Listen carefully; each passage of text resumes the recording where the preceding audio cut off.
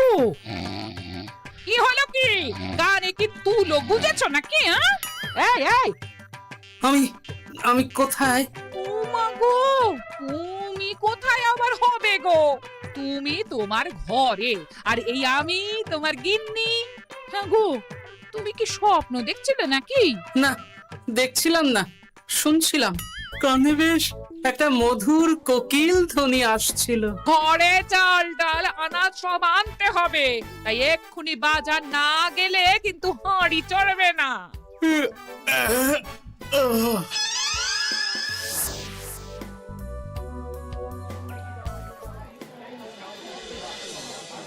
এ কি, মুদির দোকানে মড়ক লেগেছে নাকি? এত ভিড় কেন? এই দেখি, হে, এ কি হচ্ছে? আরে আমাকে যেতে দেবে তো নাকি? ওরে বাবা রে বাবা, এ কি কাণ্ড রে! এত বছর ধরে এখানে আছি, মুদির দোকানে তো এত ভিড় দেখেছি বলে মনে পড়ছে না। না, এই ভিড়ের সাথে যুদ্ধ না করে বরং এখন ফিরে যাই। রাজবাড়িতে একটা কোনো উপায় হয় কিনা দেখি। বলি, মুদির দোকানের জিনিস পছন্দ হয়নি বলে তুমি কিচ্ছুটি না কিনে খালি হাতে চলে এলে? পেটে কি কিল মেরে বসে থাকবো নাকি? আহা, তা কেন? এখন যা আছে তাই দিয়ে কিছু একটা করে দাও না গিন্নি। আমি না হয় রাজবাড়ি থেকে কোনো ব্যবস্থা করব, বুঝলে? আমি হলাম গোপাল, মহারাজা কৃষ্ণচন্দ্রের খাস লোক। আমাকে কিনা খারাপ জিনিস গছাতে চায়। আমি নেব কেন? তা তোমার পোশাকে এমন ধুলো কাটা লাগলো কেমন করে? এটা কিছু নয় গিন্নি, ওই আমি চলে আসছিলাম দেখে হরেন মুদি ছুটে এসে পায়ে ধরেছিল কিনা, তাই একটু ওই ধুলো লেগে গেছে আর কি। বাবা, পড়লো তোমার পায়ে আর ধুলো লাগলো তোমার সারা গায়ে? আমি কিছুই বুঝি না বাপু। আমারও তো বুঝে কাজ নেই গিন্নি। ছোট মাথাকে বেশি খাটালে সে আবার গরম হয়ে যাবে। তার চেয়ে আমায় তাড়াতাড়ি পান্তা ভাত দাও দেখি, ওদিকে রাজবাড়িতে যেতে দেরি হয়ে যাবে। দাও দাও দাও। বাবা, সকাল সকাল মুদির দোকানে মাছি গলার জায়গা ছিল না, এখন তো দেখছি পুরো ফাঁকা। ব্যাপারটা কি? আসার সময় দেখলাম মুদির দোকান পুরো ফাঁকা, দোকানিও নেই। রাজ্যের খাদ্য ভাণ্ডারে টান পড়লো নাকি? এইবার অবশ্য ফসল অতটা ভালো হয়নি, তাই কি এই হাল হলো নাকি? দেখি, মহারাজ নিশ্চয়ই এতক্ষণে খবর পেয়ে কোনো না কোনো ব্যবস্থা নিয়েছেন।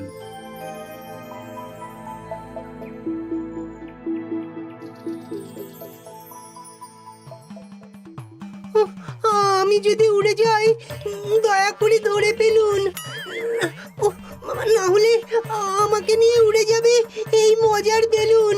খাসা খাসা, সত্যি বিজ্ঞানী, তোমার এই আবিষ্কার অতি মনোরম, দেখলেই মন ভালো হয়ে যায়। তা যা বলেছেন মহারাজ। এই অদ্ভুত উড়ন্ত বেলুন দিয়ে এখন থেকে বার্তা এ রাজ্য থেকে অন্য রাজ্যে পাঠানো যাবে, দূতের কাজ কমবে। বড় ভালো কথা বলেছো হে মন্ত্রী, এর জন্য বিজ্ঞানীকে আমি পুরস্কৃত করব। কি ভুল করে কোথাও চলে এলাম নাকি? কি রাজসভা নাকি কোনো মেলা? সভাসদেরা কি করছেন? গোপাল, এত দেরি করে এলে কেন? এত বড় আমোদ থেকে বঞ্চিত হলে। এইসব কি মহারাজ? বিজ্ঞানী এই নতুন ধরনের বেলুন আবিষ্কার করেছে গো গোপাল। আমার বানানো বেলুন কেমন হয়েছে গোপাল? ভালো, কিন্তু মহারাজ আমি যে একটু গুরুতর সংবাদ নিয়ে এসেছি মহারাজ। তোমার তো কোনো কিছুই ভালো সহ্য হয় না গোপাল। সভায় তোমার অনুপস্থিতিতে এই যে হাসির রোল উঠছে, সবাই আমোদ আহ্লাদ করছে, আর মহারাজও বেশ খুশি আছেন, এতেই তোমার গায়ে জ্বালা হচ্ছে, সেটা বলো না। সূঁচ যদি চালুনির বিচার করতে যায় তাহলে কি চলে মন্ত্রী মশাই? যাই হোক, সবাই যদি এই ছেলে খেলা বন্ধ করে একটু শান্ত হয়ে বসেন তাহলে আমি কথাটা বলতে পারি। বেশ, তোমরা সবাই বসো, শুনি গোপাল কি বলতে চায়। সেনাপতি, দয়া করে সভা কবিকে বেলুন থেকে নামানোর ব্যবস্থা করো। হ্যাঁ হ্যাঁ, এক্ষুনি নামাচ্ছি। ওই মা! থামো থামো থামো, এবার গোপাল কি বলতে চাইছিলে বলো। মহারাজ, সকালবেলায় আমি বাজারে গিয়ে দেখি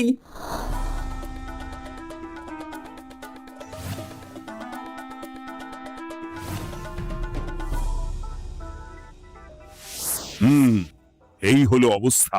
আমি রাজ্যের খাদ্য ভাণ্ডারে কদিন আগেই খবর নিয়ে দেখেছি মহারাজ, যা খাদ্যশস্য আছে তাতে আগামী 3 মাস রাজ্যের লোকেদের ভালো মতো চলে যাবে। তার মানে 3 মাস পরে আমাদের রাজ্যে খাদ্য সমস্যা হতেই পারে, তাই তো মন্ত্রী মশাই?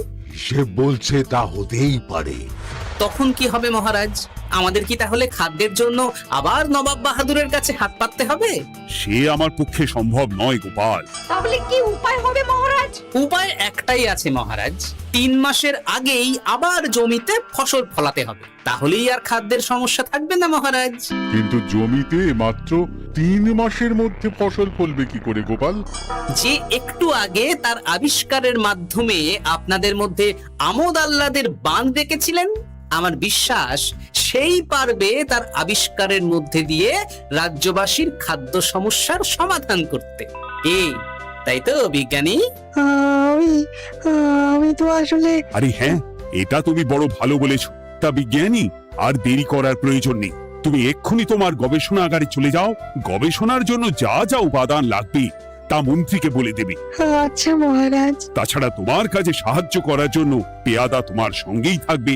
আমরা সবাই তোমার নতুন আবিষ্কারের অপেক্ষা করব।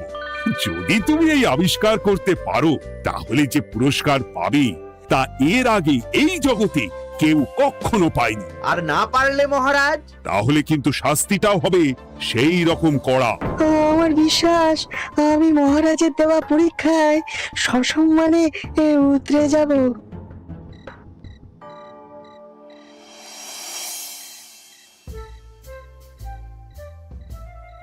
কি গো, কি হলো কি তোমার? এত রাতে এখনো জেগে আছো যে বড়? জেগে আছে কি আর সাধে গিন্নি? বিজ্ঞানীর জন্য বড় চিন্তা হচ্ছে বুঝলে। তুমি তো জানো রাজসভায় যে কজন আমার ভালো চায় তাদের মধ্যে বিজ্ঞানী একজন। তাই ভাবছি, তা কি ভাবছো শুনি? এই যে নতুন আবিষ্কারের কথা পেরে আমি আবার বিজ্ঞানীকে বিপদে ফেলে দিলাম না তো?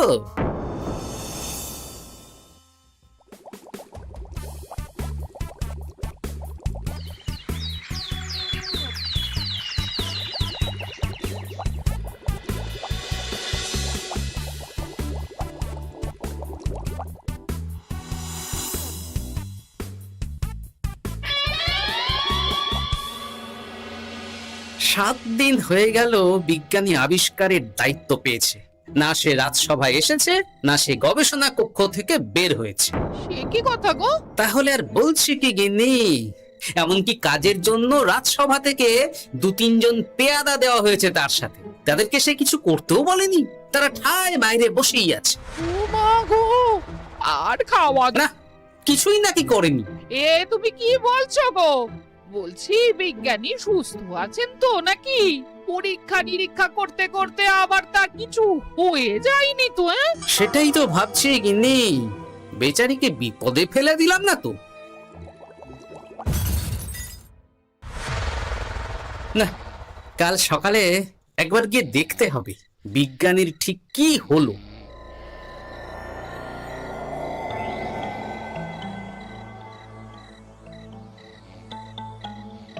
ও গোপাল, গোপাল, দরজাটা একবার খোলো। গোপাল, হ্যাঁ? কে কে কে? দেখো নাকি? আচ্ছা বেশ, তুমি আলোটা নিয়ে এসো তো গিন্নি।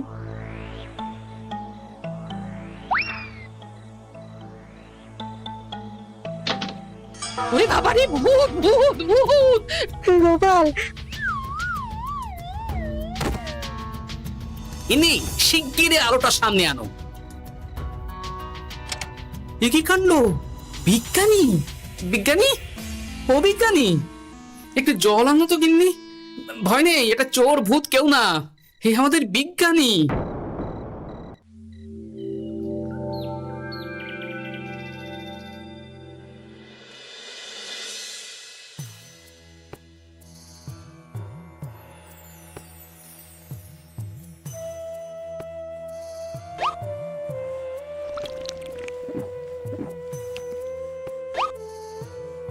এইবার একটু সুস্থ বোধ করছো তো বিজ্ঞানী? হ্যাঁ, অনেক ধন্যবাদ। আসলে গবেষণা করতে গিয়ে দিন রাতের খেয়ালই ছিল না, খাওয়া হয়নি। 7 দিন ধরে গবেষণা করছো মানছি, তাই বলে এরকম না খেয়ে থাকবে? দেখলে তো কেমন ভিড় নিয়ে খেয়ে পড়লে। রাতের বেলায় গবেষণা কক্ষে বিস্ফোরণ ঘটে। এই যাত্রায় মনে হয় আমার প্রাণ রক্ষা হলো না, আমার গবেষণা বিফলে গেছে। আহা, এত সহজে হাল ছেড়ে দিলে কি চলে? আমার ঠাকুরদা একটা কথা বলতেন জানো, যদি করো গোড়ায় গলদ, কেঁদে কুল পাবে না বলদ। এর কথার অর্থ কি গোপাল? আমি যে সবটা বুঝি তা নয় বিজ্ঞানী, তবে যেটুকু বুঝি তার মানে হলো গোড়ায় গলদ করলে বলদ অনেক খাটলেও ফল পাবে না, ফলে তাকে কাঁদতে হবে। আমার মনে হচ্ছে তুমি গোড়ায় গলদ করে ফেলেছো। সেটা তো আমারও মনে হচ্ছে গোপাল, কিন্তু এখন তাহলে উপায়? মহারাজ যদি আমার ঘরটা নেন তাহলে? না না, ঘাবড়িও না বিজ্ঞানী, আমি তো আছি। দেখো, আমি তো তোমার মতো শিক্ষিত নই বিজ্ঞানী। রসায়ন, ভৌত বিজ্ঞানে আমি পুরো অজ্ঞান, এমনকি প্রকৃতি বিজ্ঞানও আমার পড়া হয়নি। তবে প্রকৃতির মধ্যে যে বিদ্যা লুকিয়ে আছে তা আমি জেনেছি। আমার মনে হয় তোমারও ওই প্রকৃতির বিজ্ঞানের দিকে এবার নজর দেওয়া উচিত। কিন্তু কিভাবে শুরু করব গোপাল? আচ্ছা বেশ, চলো আমার সঙ্গে।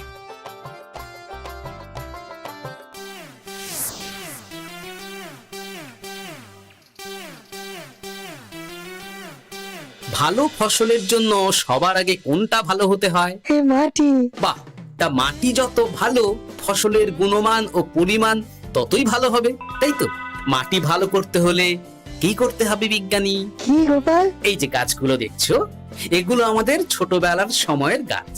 এখানে আগে গরু চড়তো, তারাই গোবর দান করে যেত মাটিতে, আর বাচ্চারা খেলতে এসে ফল খেয়ে তার বীজ ফেলে যেত। সেই থেকে চারা গাছ হয়েছে, আর সেই চারা থেকে বড় গাছ হয়েছে। বাহ, আমি তো এই দিকটাই ভাবিনি। এই গোবর তো অতি উত্তম বস্তু চাষের মাটির জন্য। তোমায় যে কি বলে ধন্যবাদ দেবো আমি জানি না গোপাল, তুমি আমার চোখ খুলে দিয়েছো। গোড়ায় যে ঠিক করে সফল সে বারে বারে।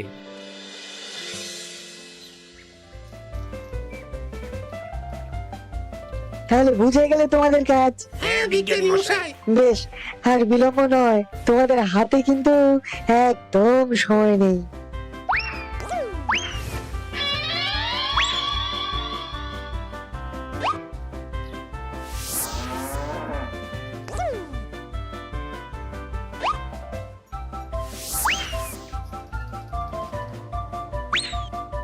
যা বাবা, গোবর কোথায় গেল?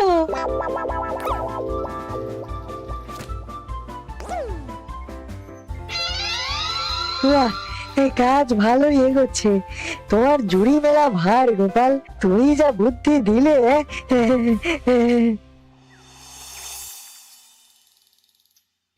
এইসব কি কাণ্ড হচ্ছে বলো দেখি কৃষ্ণনগরে?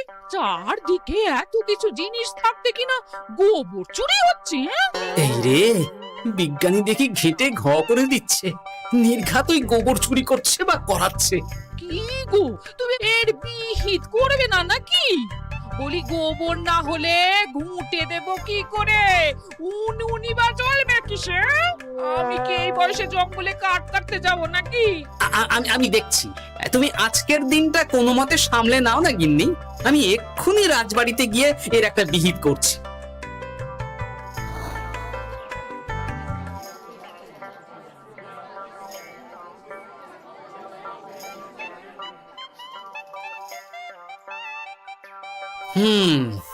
গোবর চুরির ব্যাপারটা বড় গুরুতর আকার নিয়েছে দেখছি। দ্রুত এর বিহিত না করলে জল না, মানে গোবর মাথা ছাড়িয়ে যাবে। গোবর চুরি হচ্ছে। এর একটা বিচার চাই। রাত দুপুরে গোবর চুরি। হ্যাঁ? ইয়ার কি হচ্ছে? এই অন্যায় মেনে নিতে পারছি না, পারবো না, পারছি না, পারবো না। শুধু মাথাই ছাড়ায়নি মহারাজ, বিজ্ঞানী রাজ্যের সব গোবর চুরি করে এমন বড় একটা স্তূপ বানিয়েছে, চাইলে সেই স্তূপ মনে হয় সেই মুর্শিদাবাদের নবাব বাহাদুরও দেখে ফেলবেন। সে কি কাণ্ড! শুধু কাণ্ড নয়, এ যে প্রকাণ্ড। বিজ্ঞানী করেছে রাজ্যকে একেবারে লন্ডভন্ড। বাহ, বেশ অনেক গোবর জমেছে। এইবার আমার পরীক্ষার কাজ শুরু করতে হবে। আর এইভাবে সারা রাজ্যের কোনো লোক গোবর পাচ্ছে না মহারাজ, ফলে কেউ ঘুঁটে দিতে পারছে না। জ্বালানির অভাবে রাজ্যের ঘরে ঘরে অরন্ধন শুরু হয়েছে মহারাজ। প্রজারা রাজসভার সামনে বসে বিক্ষোভ দেখাচ্ছে। এ তো সত্যি বিশৃঙ্খল অবস্থা মহারাজ। খাদ্যাভাব মেটাতে গিয়ে বিজ্ঞানী তো দেখছি সেই খাদ্যের সংকটের সামনেই ফেলে দিয়েছেন রাজ্যবাসীকে। এক্ষুনি ডাকো বিজ্ঞানীকে, আজই আমি ওর গর্দান নেব। এত বড় সাহস! মার্জনা করবেন মহারাজ। এত দ্রুত কোনো সিদ্ধান্তে উপনীত না হলেই ভালো। হ্যাঁ, সে তো তুমি বলবেই। তোমার বড় প্রিয় মানুষ তো ওই বিজ্ঞানী, তুমি তো তার দিকে ঝোল টেনে কথা বলবেই। না মন্ত্রী মশাই, মহারাজের আশীর্বাদে আমার ঘরে দুমুঠো ভাত ডাল আর একটু মাছের ঝোলের অভাব নেই, তাই আমার কারো পাত থেকে ঝোল টেনে খেতে হয় না। এ কি গন্ডগোল? কে জানে কে টানলো কোন দিকে ঝোল? আমি বলি কি মহারাজ, যে কোনো পরীক্ষাতেই শুরুতে ভুল হয়েই থাকে। ভুল থেকেই তো মানুষ শেখে মহারাজ। বিজ্ঞানী হয়তো একটা ভালো করতে গিয়ে অন্য অসুবিধার কথা বুঝতে পারেননি। আমি যাচ্ছি মহারাজ, আমি গিয়ে এক্ষুনি এই সমস্যার সমাধান করে আসছি। কিন্তু মনে রেখো গোপাল, বিজ্ঞানীর হাতে কিন্তু সময় অতি কম। হ্যাঁ, সময় যত যাচ্ছে বিজ্ঞানীর গর্দানের দিকে মহারাজের হাত তত এগোচ্ছে। আমার তো মনে হচ্ছে মহারাজ বিজ্ঞানীকে এই দুর্বুদ্ধি ওই গোপালই দিয়েছে। আর এই আবিষ্কারের পুরস্কার নিয়েও গোপাল বিজ্ঞানীর সাথে কোনো রফা করে চলেছে।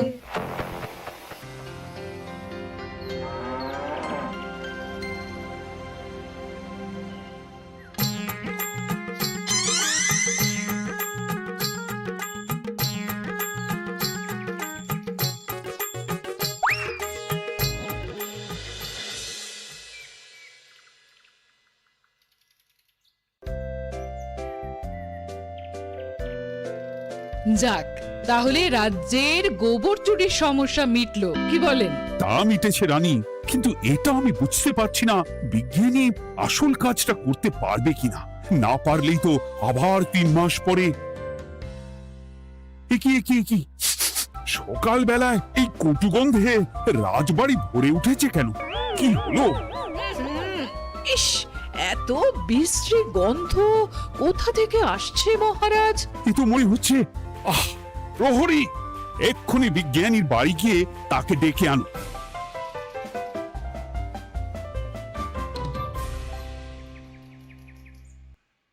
এই রে, বিজ্ঞানী তো দেখছি আরো বড় সর্বনাশ করে ফেলেছে। মনে হচ্ছে গোবর না পেয়ে এইবার মানব বিষ্ঠা দিয়েই কাজ সারবার তাল করেছে। তাড়াতাড়ি যাই, মহারাজ এতক্ষণে আবার দুর্গন্ধে রেগে গিয়ে নিজেই না বিজ্ঞানীর গর্দান নিয়ে নেন। না, সর্বনাশ ঘটার আগেই বিজ্ঞানীকে আটকাতে হবে। তুমি ঠিকই বলেছো গোপাল, সকালবেলাতেই মহারাজ আমাকে ডাকার জন্য পেয়াদা পাঠিয়েছেন।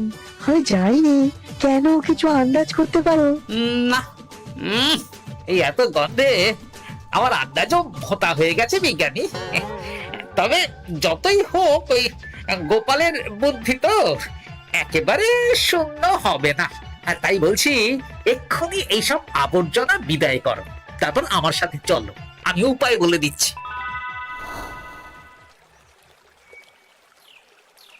একটা কথা ভাবছিলাম বিজ্ঞানী, আমাদের বাড়ির পিছন দিকে কয়েক মাস ধরেই আমার গিন্নি ওই ফলের খোসা, তরকারির খোসা, ফলের বীজ ফেলে। ওদিকটা অনেকদিন যাই না, বুঝলে। গতকাল একটা কাজে সেখানে গিয়ে দেখলাম যে দিব্যি বেশ খাসা দেখতে 2-4টে বেগুন আর লঙ্কার গাছ হয়েছে। মানে ওই তরকারির খোসাই জমিকে সার দান করেছে। গোপাল, বাহ, তুমি সত্যিই আমার সুজন, আমার বন্ধু। আমি এতদিনে বুঝতে পেরেছি আমার ঠিক কোথায় গলদ হচ্ছিল। আমি পেয়ে গেছি আমার নতুন আবিষ্কারের সঠিক রাস্তা। আমি পেয়ে গেছি গোপাল।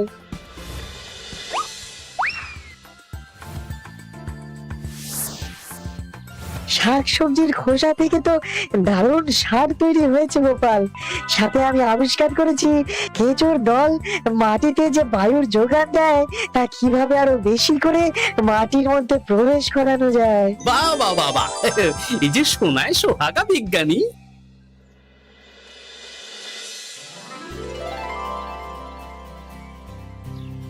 বাহ বাহ বাহ বাহ বিজ্ঞানী, হ্যাঁ? তোমার তো জুড়ি মেলা ভার। মাত্র 1 মাসেই এত ফসল ফলেছে। বলো বলো বলো, তুমি কি উপহার চাও? এইসব বলে আমায় লজ্জা দেবেন না, আমি আপনার দাস মাত্র। বিজ্ঞানী না চাইলেও আমার একটা আবদার আছে মহারাজ। সে তো থাকবেই, তুমি তো আবিষ্কর্তা কি না? মহারাজ, আমি চাই আপনি এমন একটা ব্যবস্থা করুন যাতে প্রতিদিন সকালে আপনার কর্মীরা বাড়ি বাড়ি গিয়ে তরি তরকারির খোসা সংগ্রহ করে আনবে। এতে কি লাভটা হবে শুনি? দুটো লাভ হবে। আগামী দিনে তরি তরকারির খোসা থেকে বিপুল পরিমাণে যে সার উৎপন্ন হবে তা আমাদের কাজে লাগবে, আর তারপরে উদ্বৃত্ত সার আমরা বিক্রি করে বিপুল অর্থ উপার্জন করতে পারবো। আর কারো বাড়ির সামনে আবর্জনাও জমা হবে না মহারাজ, চারিদিক পরিষ্কার পরিচ্ছন্ন থাকবে। বাহ বাহ বাহ, এ ভারী ভালো প্রস্তাব। আমি এক্ষুনি এই প্রস্তাবে সম্মতি জানিয়ে ফরমান জারি করছি গোপাল। আর শুধু বিজ্ঞানী নয়, তোমার জন্য পুরস্কার ঘোষণা করছি। সবই আপনার দয়া মহারাজ।